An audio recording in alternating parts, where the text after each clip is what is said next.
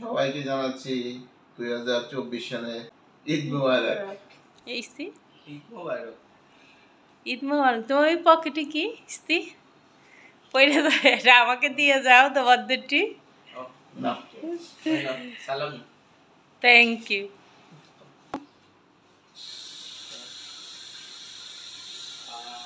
কি খাচ্ছ? সেমাই খাচ্ছি, সেমাই। তা আশেপাশে মানুষকে তো সাথে হয় না, আমাদেরকে একটু বলো না। Thank you, thank you. মুখ দিনি। Bye bye bye bye. Eid মোবারক। বাই। একটু বাই আবার জড়াই দাও। Bye bye. আসসালামু আলাইকুম ভিউয়ার্স, তানি হাসান বলছি মালয়েশিয়া থেকে। সবাইকে জানাই ঈদ মোবারক। সকালে বাচ্চারা এবং তাদের বাবা একসাথে নামাজে গেল। নামাজ থেকে এসে আমরা খাওয়া দাওয়া করেছি। খাওয়া দাওয়া করে এখন হচ্ছে প্রায় বিকেলবেলা। আমরা যাচ্ছি আমাদের এক বড় ভাইয়ের বাসায়। তা বড় ভাইয়ের বাসায় ঈদের দিন তো আসলে কারো বাসায় দাওয়াত বলা চলে না, একজন আরেকজনের সাথে দেখা করতে যায়।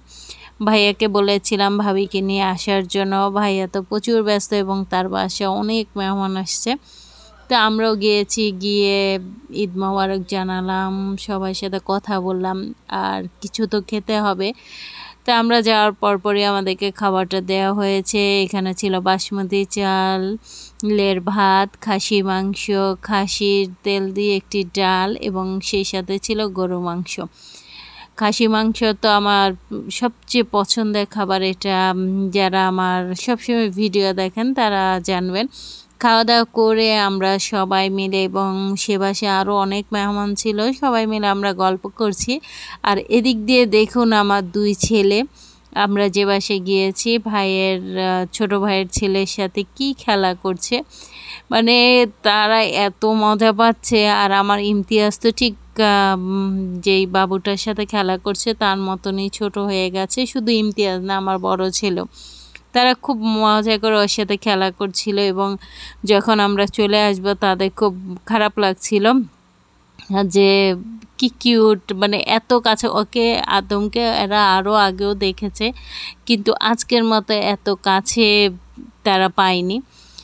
ভাইয়ের কাছ থেকে ভাইয়ের বাসায় যে আরও অন্যান্য মেহমানরা এসেছে সবাই বিদায় নিয়েছে, আমরাও অলরেডি বিদায় নিয়ে নিয়েছি। আসলে ঈদের দিন গল্প করেছি, খাওয়া দাওয়া করেছি।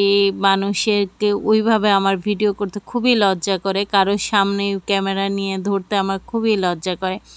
সেখান থেকে আমরা বাসায় চলে এসেছি। বাসায় এসে আমার একটা গেস্ট আসবে, তার জন্য আমি আবারও ডাইনিং টেবিলটা সাজিয়েছি। মানে আজকে ঈদের দিন কি রান্না করেছি সেটাই আপনাদের সাথে একটু শেয়ার করছি। এখানে ঝাল করে ডিম রান্না করেছি, মুরগি রোস্ট করেছি, গরু মাংস করেছি, চপ করা হয়েছে, এবং সেই সাথে ছিল হচ্ছে লাচ্চা সেমাইয়ের জর্দা এবং জর্দা।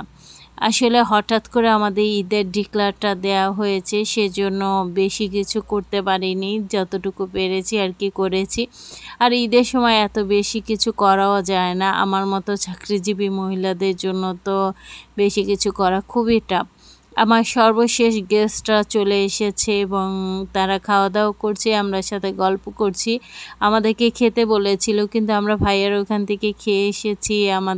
আমার আপনাদের ভাইয়ার কারোরই খাবার মানে ইচ্ছে নেই বা প্লাস খিদে নেই। তা আমরা শুধু ড্রিঙ্কস খাচ্ছিলাম আর আমাদের গেস্টদের সাথে অনেক গল্প করেছি।